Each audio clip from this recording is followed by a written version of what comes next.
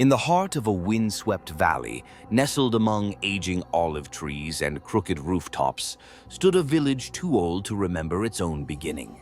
At its center loomed a crumbling stone bell tower, tall and silent, with vines creeping up its sides like forgotten hands reaching for the sky.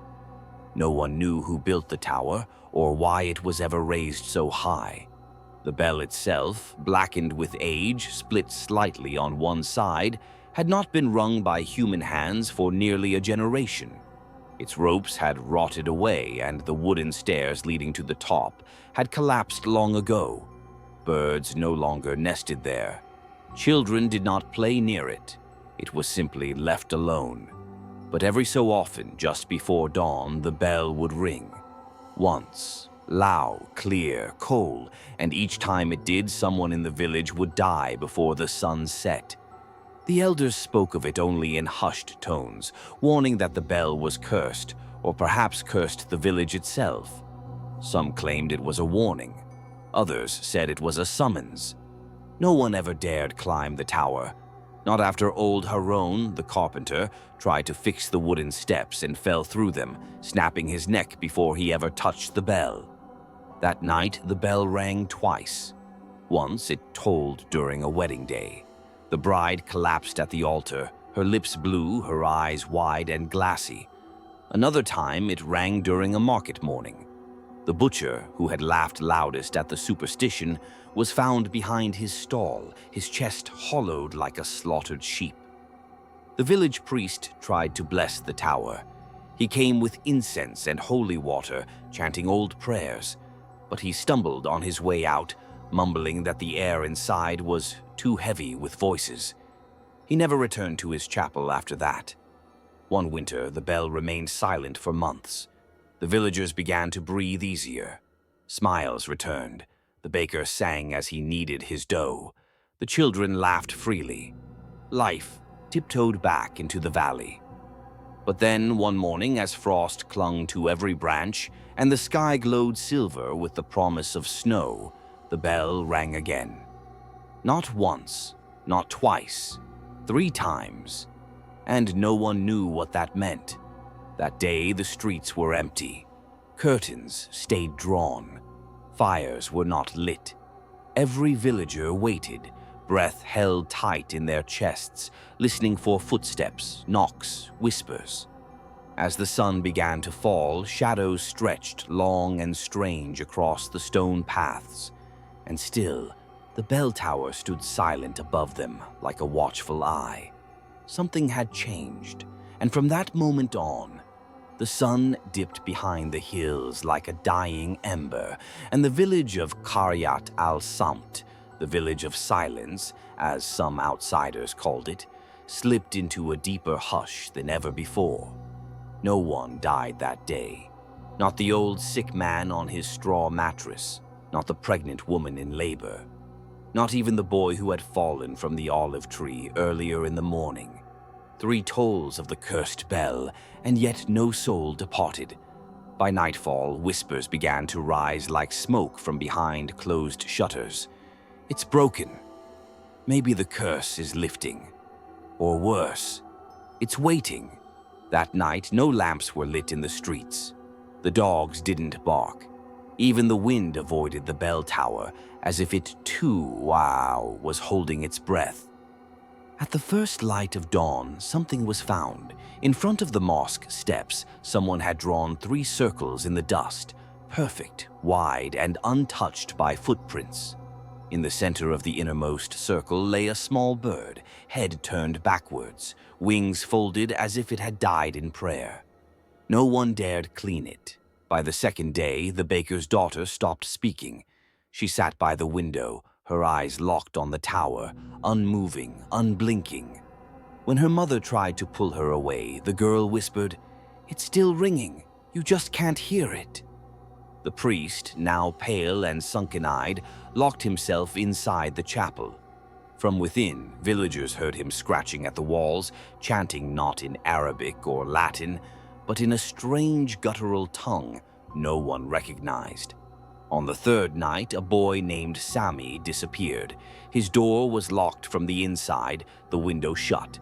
His mother found his bed empty, but on his pillow there were 3 gray feathers and a faint smell of smoke. No one found footprints, no signs of struggle, only silence and the faint rustle of wind that wasn't blowing. Panic spread like a sickness. Some said the bell was no longer a warning. It was a countdown, 3 tolls, 3 days, 3 signs. But to what? And on the 4th morning, for the first time in over 50 years, someone saw a light in the bell tower, a flickering, swaying orange glow, like a candle, or a lantern, or a fire. No one had gone up there. No one could. The stairs were gone. The floor had collapsed, but something, or someone, was inside. And just as the sun reached the edge of the valley, the bell rang once more. Only once. But this time it echoed longer than ever before, like it was being rung not by metal or rope, but by something alive. The echo of the bell stretched across the valley like a scream held too long. Villagers fell to their knees when they heard it, not out of reverence, but out of something colder, older, like their bodies remembered a fear their minds could not name. When the ringing finally faded, the light in the bell tower was gone, but it had left something behind. That morning, 3 houses scattered across the village had their front doors marked with a single blackened handprint, burnt into the wood. The smell of ash and iron clung to the air. The families inside said they hadn't heard or seen anything, but none of them slept again after that. By midday, those 3 homes were empty. Not abandoned, emptied. No furniture, no clothes, no signs of struggle, only bare walls and silence. Even their shadows were gone. The village elder, Salim, the oldest soul in the valley, finally broke her vow of silence. She had lived through a tolling once before, when she was a girl. But never 3, she said, and never a light in the tower. It is no longer the bell that calls death, she muttered, rocking on her wooden chair. Something else is using it. Something that's been waiting. We have awakened it by forgetting. That night, a group of men gathered with torches and ropes, deciding they would climb the outside of the bell tower and see what was inside. They tied their ropes to iron hooks, hammered spikes into the stone, and ascended one by one. But when the first man reached the ledge of the bell chamber, he stopped. He didn't scream. He didn't speak. He simply dropped his torch. The flame fell slowly, spiraling down like a dying star. It landed in the grass, still burning. Then the second man climbed up. He too reached the top. He too stopped. And he too let go of the rope. He didn't fall. He stepped off. One by one they reached the top, and one by one they vanished. No bodies, no screams, just gone. Only one man returned, barefoot, ash-covered, eyes burned white. He walked straight into the village square, knelt in front of the well, and whispered 3 words before his voice gave out. It has wings. He never spoke again.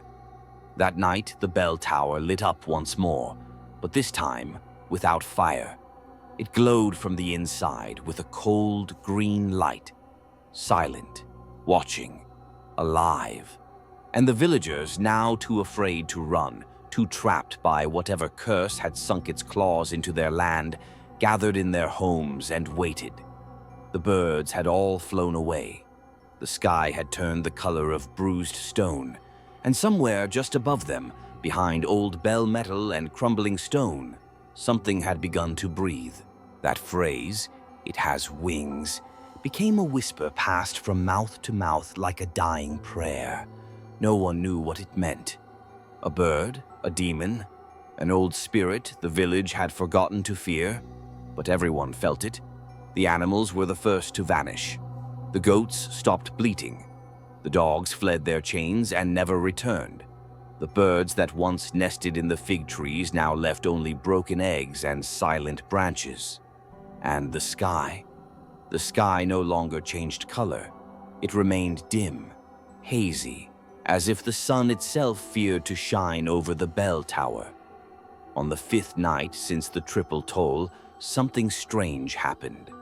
The bell tower began to hum, not the bell, not the wind, but the stone itself, low, vibrating like a sound beneath hearing, more felt in the chest than heard with the ears.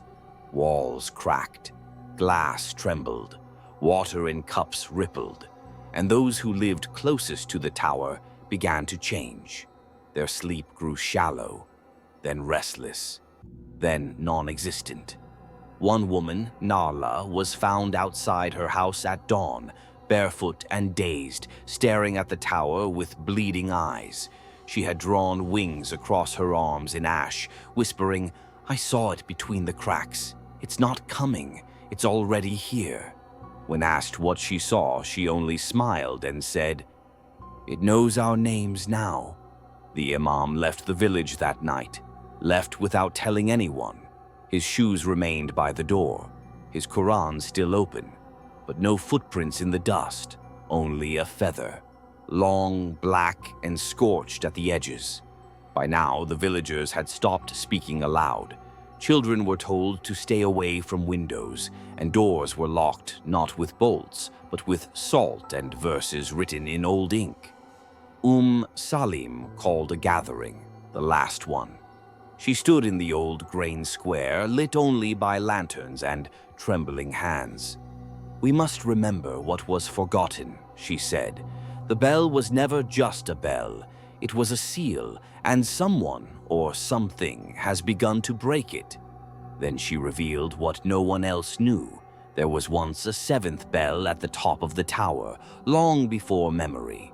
Larger, older, darker, the one that hung highest, the one no one dared to ring. Legend said that long ago, the bell had tolled once without permission, on its own, and that it took a soul from every home. So the villagers of old sealed it in lead and silence. But now, the seals were breaking, and whatever was locked above them had begun to stir. That night, as Salim finished her tale, the humming from the tower stopped. For the first time in days, utter silence. No one moved, no one spoke. Even the lanterns flickered and dimmed, as though the darkness itself had taken a deep, quiet breath. And then, from the tower, came a sound none of them would ever forget. Not a bell, not a voice, but something between. A sound like rusted wings unfolding after centuries of stillness, a scraping against stone, a whisper that came from inside every wall at once. And then, something stepped out onto the edge of the tower, but no one dared to look up. They only felt it watching, and beneath their feet, the ground began to crack. On the 5th night, no one slept. No one dared to. After the sound that whispered not through ears but straight into the blood, the village held its breath like a trapped animal. They had known fear before, but what they felt now was not fear. It was something colder, as if the village itself had become part of a sleeping creature's dream, a creature that should never awaken. At dawn, the sun refused to rise. Instead, the sky turned the color of stagnant water, gray, sick, laced with faint red veins like an open wound across the heavens. And the earth began to breathe. Yes, the ground breathed. In the center square, the dirt rose and fell slowly, like the chest of something sleeping beneath the soil. Thin cracks split across the ground like veins, some leaking steam, others whispering faintly like wind through broken teeth. And there, where the soil cracked deepest, something emerged. A stone circle, smooth, cold, perfectly round. Its surface was half burned, half freezing, and in the center of that circle was a narrow hole. From within came the smell of old blood and dead birds. The villagers gathered in silence. No one spoke. Even the children, too young to understand, screamed without sound, as if the village had lost the right to use its voice. Then a sound from the tower, but not the bell. It was the sound of a lock unlatching, heavy, rusted, ancient, like a door that should never be opened, creaking, yielding. Then came the wings, not feathered, not graceful, but dragging, heavy, slow, like wings made of rusted metal and forgotten time. And then something appeared in the sky, not a body, not a shadow, an eye, one eye, huge, crimson, slit wide open across the clouds like a wound. It didn't blink, it simply watched, and everyone who looked into it forgot their name. Those who didn't look felt something pull at their insides, like a memory unraveling, like breath being stolen. And as the sky twisted above them, the people began to move. They walked, silent, barefoot, straight toward the tower. Men, women, children, all with empty eyes and steady steps, as if hearing a call no one else could hear. A young farmer tried to hold his mother back. He grabbed her hand. She didn't stop. She didn't even flinch. He looked into her eyes and saw only the reflection of the tower. "Where are you going?" he shouted. She turned her head slowly, speaking in a voice that was not her own. "The bell does not call the dead. It calls those who are still alive." And still they walked toward the tower. And then the bells began again, but not the great bell above. Other bells, hidden bells, beneath the ground, behind the walls, inside their chests, each one ringing in perfect time, slow, steady, patient, as if something was preparing to rise. They kept walking, dozens of them, all moving toward the bell tower, one foot after the other, bare soles against the cracking earth. And the bells, the hidden bells, rang not to mark time, but to erase it. Inside the homes, those who remained, too sick, too young, too afraid, pressed their hands over their ears. It didn't help. The sound came from inside their bones. By now, the stone circle in the village square had begun to glow. Not with light, but with memory. Faces began to appear on its surface, shifting, half-formed, flickering like reflections in water. Some were familiar, others were older than anyone could recognize. One child whispered, "I saw Baba in the stone." But his father had been dead for 7 years. The tower itself had changed. No longer cracked or abandoned, it now stood tall and whole, as though time had reversed just for it. The vines were gone. The broken stones had fused. The iron bell at the top gleamed black in the dim sky. And above it, the eye still watched. It blinked once. And in that single blink, 3 villagers collapsed. No wounds, no blood, just empty, like their spirits had been called home. Selim, frail and trembling, stood in her doorway as the procession passed. Her eyes wide, her lips moving in silent prayer. She clutched something in her hand, a torn piece of cloth, stained with something dark. She did not join them. She knew what came next. "They are not walking to worship," she whispered. "They are walking to become part of it." Then came the smell. It rolled down from the tower like a storm. Not rot, but something worse. The scent of old prayers and burnt feathers, of temples swallowed by sand, of bones buried before language was born. And then it began. The earth cracked completely in the square. The stone circle split open, revealing a stairway spiraling downward into blackness, deeper than the valley, deeper than the mountain's roots.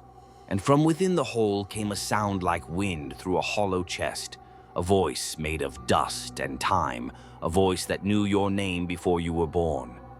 One by one, the villagers stepped into the hole. None returned.